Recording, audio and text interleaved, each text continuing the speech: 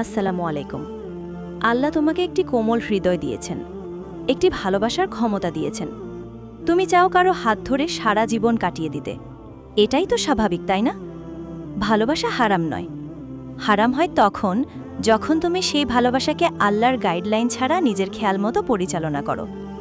আজকাল আমরা বলি ভালোবাসা তো দোষের নয়। হ্যাঁ, ঠিক বলছো, কিন্তু প্রশ্ন হলো তোমার ভালোবাসার পথটা কি হালাল? প্রিয় দর্শক, হারাম সম্পর্কে শুরুটা হয় খুব সাধারণভাবে। একটা হাই, একটা মেসেজ, একটা স্মাইল, তারপর একদিন দেখা, একদিন আড্ডা, আর একদিন সতীত্ব হারানো।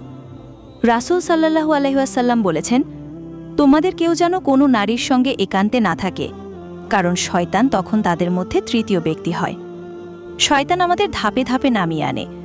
প্রথমে দেখা, তারপর কথা, তারপর চ্যাটিং, তারপর একান্তে থাকা, তারপর হাত ধরা, তারপর আলিঙ্গন, তারপর চুম্বন, এবং অবশেষে জিনার পথে নিয়ে যায়, যা এক ভয়ানক গুনাহ। এইটা কখনো এক লাফে হয় না।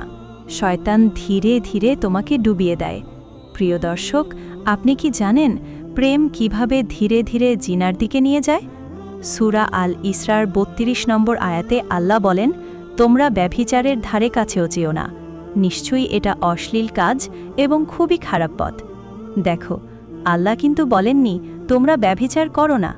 তিনি বলেছেন তোমরা ব্যভিচারের ধারে কাছেও যেও না, কারণ একবার তুমি কাছে গেলে তোমার মন আর শরীরে ফিরে আসতে পারবে না। রাসূল সাল্লাল্লাহু আলাইহি ওয়াসাল্লাম বলেন, চোখ ব্যভিচার করে দেখার মাধ্যমে, কান ব্যভিচার করে অশ্লীল কিছু শোনার মাধ্যমে, জিহ্বা ব্যভিচার করে খারাপ কথা বলার মাধ্যমে, হাত ব্যভিচার করে স্পর্শের মাধ্যমে, পা বিপর করে খারাপ জায়গায় যাওয়ার মাধ্যমে, তারপর গোপনাঙ্গ হয় তা বাস্তবায়নকারী।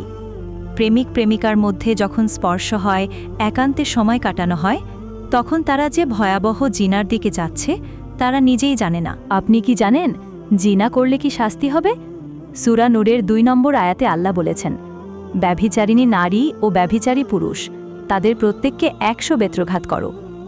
আল্লাহ আরও বলেন, তাদের উপর কিয়ামতের দিন শাস্তির আকাশপতন হবে এবং তারা জাহান্নামে চিরস্থায়ী হবে। সহিহ হাদিসে এসেছে, রাসূল সাল্লাল্লাহু আলাইহি ওয়াসাল্লাম বলেছেন, যখন কোনো জাতির মধ্যে অশ্লীলতা ছড়িয়ে পড়ে এবং তারা তা প্রকাশ্যভাবে করতে শুরু করে, তখন তাদের মাঝে এমন রোগব্যাধি দেখা দেয় যা তাদের পূর্বপুরুষদের সময়ে কখনো ছিল না।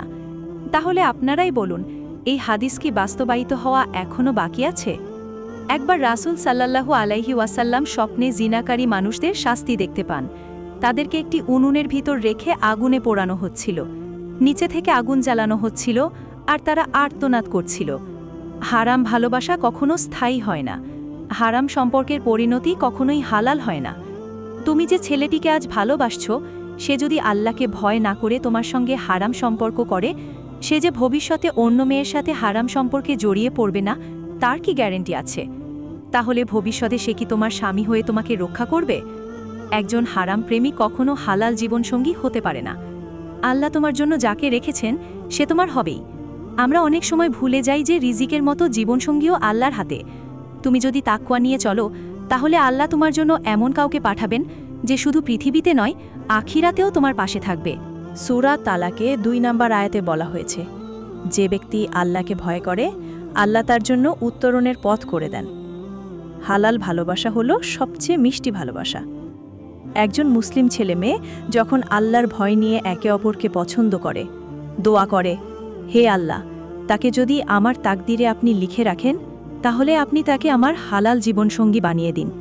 আর যদি তাকে আমার তাকদিরে লিখে না রাখেন, তাহলে তাকে আমার মন থেকে মুছে দিন। তারপর তারা অপেক্ষা করে, পরিবারকে জানায় এবং তাদের হালালভাবে বিয়ে হয়ে যায়। এই বিয়ে থেকে শুরু হয় এক জান্নাতি সম্পর্কের সূচনা, এবং যেটা শেষ হয়ে গিয়ে জান্নাতে।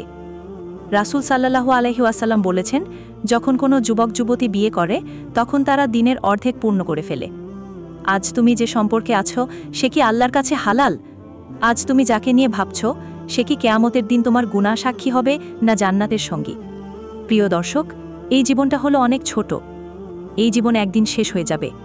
কবরে কেউ তোমার গার্লফ্রেন্ড বা বয়ফ্রেন্ড দেখতে চাইবে না। সেখানে চাইবে তুমি কেমন মুসলিম ছিলে।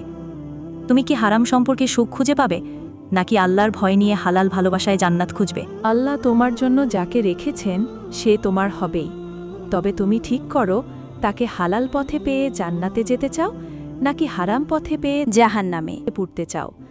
আজই তৌবা করো দুহাত তুলে আল্লাহর কাছে।